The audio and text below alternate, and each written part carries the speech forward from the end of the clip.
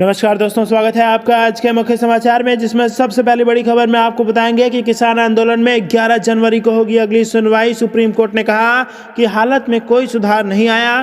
दूसरी बड़ी खबर में जिक्र होगा कि सामना में शिवसेना ने लिखा कि किसानों के साथ बातचीत का नाटक कर रही है मोदी सरकार। और तीसरी बड़ी खबर में जिक्र होगा कि पटना में हम के राष्ट्रीय कार्यकारिणी की बैठक, जीतन राम मांझी छोड़ सकते हैं राष्ट्रीय अध्यक्ष की कुर्सी। दोस्तों, हर एक खबर की गहराई में आपको ले जाएंगे, लेकिन उससे पहले अगर आप भी देश के किसानों के साथ खड़े हैं तो आप अभी इस वीडियो को लाइक कीजिए और इस लाल बटन को दबा के इस चैनल को फ्री में सब्सक्राइब करके घंटी बजाकर कमेंट में लिखिए जय हिंद। दोस्तों, रुक करते हैं तमाम बड़ी खबरों की तरफ। किसान आंदोलन 11 जनवरी को होगी अगली सुनवाई। सुप्रीम कोर्ट ने कहा हालात में कोई सुधार नहीं आया। जी हां दोस्तों, केंद्र सरकार की ओर से लाए गए तीनों कृषि कानूनों पर सुप्रीम कोर्ट ने 11 जनवरी तक सुनवाई को स्थगित कर दिया है। कोर्ट ने एक वकील की ओर से दायर याचिका पर सुनवाई करते हुए कहा कि हम किसानों की स्थिति को समझ रहे हैं। दरअसल नए कृषि कानूनों की संवैधानिकता वैधता को लेकर कुछ वकीलों ने कोर्ट में जनहित याचिका दायर की थी। इस याचिका पर सुप्रीम कोर्ट सुनवाई करते हुए कोर्ट ने कहा कि इस मामले में अब सुनवाई 11 जनवरी यानी आने वाले सोमवार को की जाएगी। सुप्रीम कोर्ट के मुख्य न्यायाधीश एस.ए. बोबडे ने टिप्पणी करते हुए कहा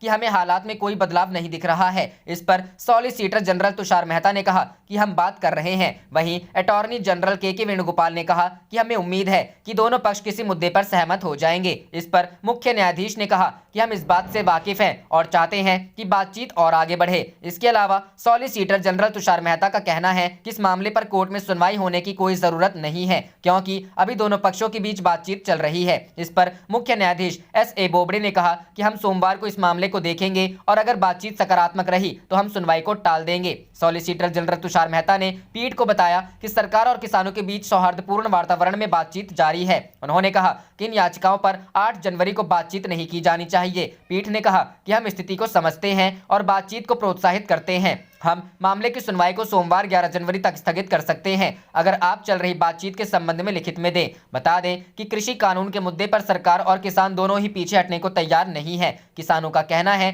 कि जब तक सरकार तीनों कृषि कानून वापस नहीं ले लेती और न्यूनतम समर्थन मूल्य व्यवस्था बनी रहना सुनिश्चित नहीं करती, तब तक आंदोलन जारी रहेगा।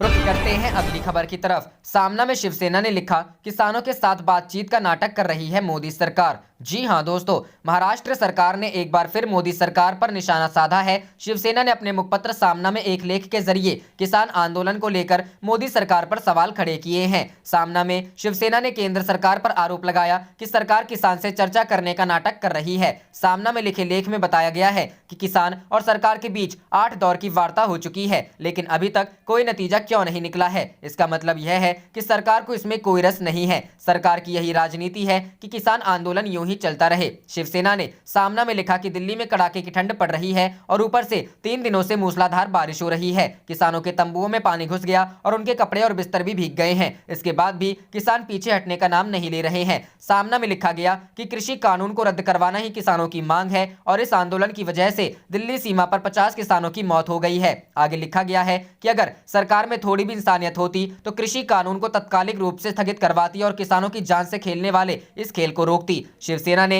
अपने मुखपत्र सामना में सोमवार को ही बैठक के बारे में भी लिखा है। सामना ने लिखा कि कृषि मंत्री नरेंद्र सिंह तोमर, वाणिज्य मंत्री पीयूष गोयल और राज्य मंत्री सोमपाल शास्त्री के साथ किसानों की बैठक हुई। इस बैठक में 40 किसान नेता उपस्थित थे, लेकिन कोई नतीजा नहीं निकला। किसान नेताओं ने विज्ञान भवन की सीढ़ियों पर खड़े होकर कहा कि ये क्या तमाशा लगा रखा है, सरकार हमसे बैठक बैठक खेल रही है, इसका क्या फायदा होगा। सामना में लिखा कि एक तरफ सरकार किसानों से चर्चा करने का नाटक करती है, किसानों को डर है कि नए कृषि कानून से उनके व्यवसाय कॉर्पोरेट कंपनियों के हाथ में चले जाएंगे। नए कृषि कानून के तहत किसानों को फंसाया जा रहा है। पंजाब और हरियाणा की रिलायंस जियो कंपनी के टावर्स को किसानों ने तोड़फोड़ डाला। इसके बाद रिलायंस कंपनी की ओर से तर्क आता है कि उन्हें खेती बाड़ी में कोई रस नहीं है। सामना में लिखा गया है कि प्रधानमंत्री को आंदोलन में दखल देना चाहिए। किसानों का कहना है कि कानून वापस लिए बिना हम घर वापस नहीं लौटेंगे। किसानों का कहना है कि उन्हें कानूनों में बदलाव नहीं चाहिए, बल्कि कानून वापस लेंगे तभी आंदोलन समाप्त किया जाएगा। रुक करते हैं अगली खबर की तरफ। पटना में हम के राष्ट्रीय कार्यकारिणी की बैठक, जीतन राम मांझी छोड़ सकते हैं राष्ट्रीय अध्यक्ष की कुर्सी। जी हां दोस्तों, बिहार के पूर्व मुख्यमंत्री और हिंदुस्तानी आवाम मोर्चा के राष्ट्रीय अध्यक्ष जीतन राम मांझी आज अपने पार्टी की कमान पुत्र को सौंप सकते हैं। दरअसल बुधवार को पटना में हिंदुस्तानी आवाम मोर्चा के राष्ट्रीय कार्यकारिणी की बैठक है। इस बैठक को लेकर जो जानकारी मिल रही है उसके मुताबिक बैठक में जीतन राम मांझी राष्ट्रीय अध्यक्ष की कुर्सी छोड़ने का फैसला ले सकते हैं और इसकी औपचारिक पुष्टि होनी मात्र शेष है। पटना में जीतन राम मांझी के सरकारी आवास पर होने वाली हम के राष्ट्रीय कार्यकारिणी की बैठक में पार्टी की राष्ट्रीय अध्यक्ष की कमान उनके पुत्र और बिहार सरकार के मंत्री संतोष सुमन को दी जा सकती है। संतोष सुमन बिहार के एमएलसी हैं और फिलहाल नीतीश कुमार के मंत्रिमंडल में हम की ओर से एकमात्र मंत्री भी हैं। दरअसल बिहार के सीएम रह चुके जीतन राम मांझी पिछले कुछ दिनों से अस्वस्थ चल रहे हैं। साथ ही वो हाल ही में कोरोना को मात देकर भी लौटे हैं। माना जा रहा है कि वो भी लोजपा के संस्थापक रहे पूर्व केंद्रीय मंत्री स्वर्गीय रामविलास पासवान के नक्शे कदम पर चलते हुए अपनी पार्टी की कमान समय रहते पुत्र को सौंप रहे हैं, जबकि संरक्षक की भूमिका में खुद रहेंगे। पटना में होने वाली इस बैठक में पार्टी के पदाधिकारी में भी बड़ा फेरबदल हो सकता है। मालूम हो कि बिहार में जीतन राम मांझी की पार्टी एनडीए का हिस्सा है और सरकार में शामिल भी है। रुख करते हैं अगली खबर की तरफ। नीतीश के विधायक ने सुशासन को बताया आतंकराज, कहा लोगों को टारगेट कर गोली मार रहे अपराधी। जी हां दोस्तों, बिहार में इन दिनों लॉ एंड ऑर्डर फेल हो गया है। आपराधिक घटनाएं काफी तेजी से बढ़ रही है, जिसे लेकर विपक्ष सवाल उठा रहा है। लेकिन अब सत्ताधारी दल के विधायक भी नीतीश के सुशासन पर सवाल उठाने लगे हैं। जेडीयू के विधायक विजय कुमार सिंह ने इसे आतंकराज का नाम दे दिया है। उन्होंने कहा कि अपराधी लोगों को टारगेट कर गोली मार रहे हैं, पुलिस को इस पर ध्यान देना चाहिए। मामला कटिहार जिले का है, जहां गोबराही दियारा में 3 दिन पहले एक किसान की हत्या कर दी गई। जयलाल महतो की हत्याकांड में शामिल अपराधी अभी भी पुलिस की गिरफ्त से बाहर है। इस मामले को लेकर जेडीयू नेता और बरारी से विधायक विजय कुमार सिंह ने कहा है कि दियारा इलाके में आतंक का राज कायम है और वहां टारगेट करके हत्या की जा रही है। बिहार के मुख्यमंत्री नीतीश कुमार की पार्टी यानी कि जेडीयू के ही विधायक विजय कुमार सिंह ने राज्य में लॉ एंड ऑर्डर पर सवाल उठा दिया। जेडीयू एमएलए ने कहा कि दियारा इलाके में अपराधियों का मनोबल काफी चरम सीमा पर है, जिस कारण दियारा इलाके में लोगों को टारगेट कर हत्या की जा रही है। उन्होंने किसान हत्याकांड पर पुलिस अधीक्षक से बात की है और दियारा इलाके की सुरक्षा बढ़ाने की मांग की है। इतना ही नहीं, उन्होंने पुलिस से लोगों की सुरक्षा करने की अपील की है। उन्होंने कहा कि संवेदनशील इलाके में पुलिस कैंप का निर्माण हो, उस कैंप में सैप के जवानों की प्रतिनियुक्ति हो और इलाके के लोगों के लिए रात्रि सुरक्षा का पुख्ता इंतजाम किया जाए। सामान्य पुलिस गश्ती के अलावा बदमाशों पर नकेल डालने के लिए दूसरे सटीक उपाय के निर्णय लिया जाए। रुख करते हैं अगली खबर की तरफ। तेजस्वी के बाद अब आप नेता ने कहा मध्यावधि चुनाव की ओर बढ़ रहा है बिहार। जी हां दोस्तों, आम आदमी पार्टी के बिहार प्रभारी संजीव झा ने बिहार की एनडीए सरकार पर निशाना साधा। कहा कि बिहार मध्यावधि चुनाव की तरफ अग्रसर हो रहा है। पार्टी कार्यालय में मंगलवार को प्रेस कॉन्फ्रेंस के दौरान कहा कि गठबंधन के मंत्री आपस में ही एक दूसरे पर छींटाकशी कर रहे हैं। जनता को पता नहीं चल पा रहा है कि सरकार कौन चला रहा है। दावा किया गया कि यह सरकार अपना कार्यकाल पूरा नहीं कर पाएगी। पार्टी के प्रदेश प्रभारियों एवं कार्यकर्ताओं से कहा कि पंचायत स्तर पर संगठन को मजबूत करें ताकि आने वाले समय में आम आदमी पार्टी एक विकल्प के रूप में बिहार में अपने को स्थापित कर सके। दिल्ली में अरविंद केजरीवाल की सरकार पूरे देश में शिक्षा स्वास्थ्य के क्षेत्र में एक मॉडल के रूप में उभर कर आई है। इस मॉडल को बिहार के गांव-गांव तक ले जाएंगे।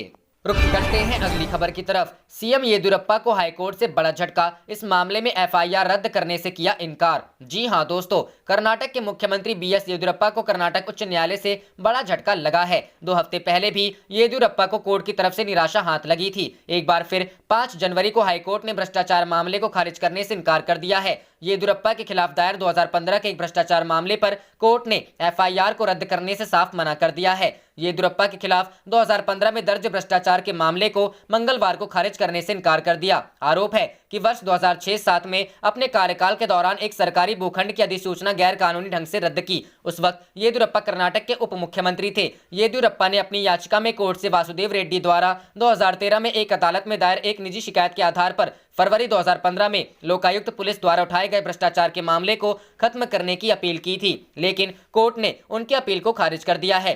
कांग्रेस प्रवक्ता अभिषेक मनु सिंघवी ने कुछ दिन पहले कर्नाटक के सीएम पर यह आरोप भी लगाया कि येदियुरप्पा अपने खिलाफ भ्रष्टाचार के मामलों में जांच को अटका रहे हैं और भाजपा नेतृत्व भी इस भ्रष्टाचार में संलिप्त है। उन्होंने कहा था कि उच्च न्यायालय ने जो कहा है उससे सारी चीजें एकदम स्पष्ट हो गई है। भ्रष्टाचार को लेकर भाजपा का नेतृत्व खामोश है।